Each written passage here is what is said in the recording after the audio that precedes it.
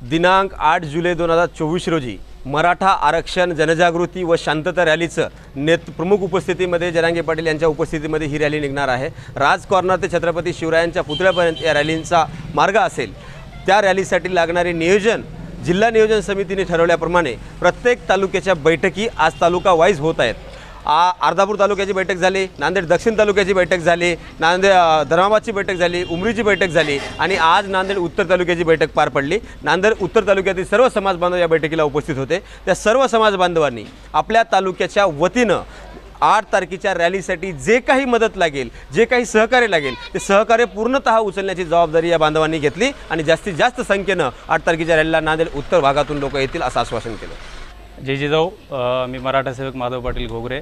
आज आमची 8 जुलै 2024 रोजी मराठा योद्धा मनोज जरांगे पाटील यांच्या नांदेड येथील मराठा आरक्षण जनजागृती व संवाद रॅली दरम्यान येत असल्यामुळे आज आम्ही विजयनगर हनुमान मंदिर येथे नांदेड उत्तरच्या वतीनं पूर्ण समाज बांधवांची बैठक घेतली। या बैठकीला सर्वपक्षीय समाज बांधव, मराठा सेवक तसेच सगळे समाज बांधव उपस्थित होते।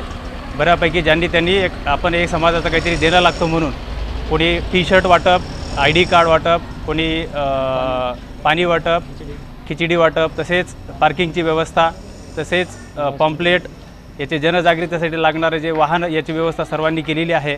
आणि जिल्हा नियोजन समितीला आम्ही नांदेड उत्तरच्या वतीनं असं आश्वस्त करतो की नांदेड उत्तरमधून मराठा योद्धा जरांगे पाटील यांच्या शांतता रॅलीला जास्तीत जास्त लाखोंच्या संख्येने आम्ही उपस्थित राहणार आहोत असं आम्ही यावेळी सर्व समाज बांधवांना आवाहन करतो।